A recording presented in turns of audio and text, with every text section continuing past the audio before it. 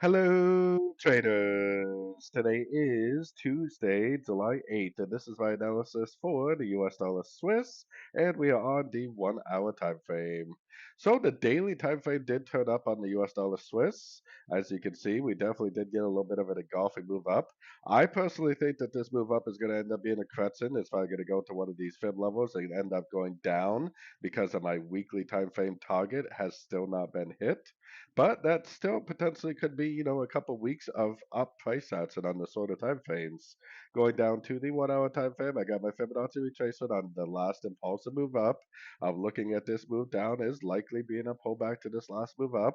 So I'm watching my Fibonacci levels very, very closely. I would prefer to see some sort of a three-way pullback, maybe something like this. So if it does make a proper three-way pullback, it likely will take pretty much all day for that to play out, and maybe either tonight in the Asian session or maybe even tomorrow is when we'll get our next entry to go long for the continuation of hopefully this uptrend, or which is likely going to be part of a correction on the daily time frame.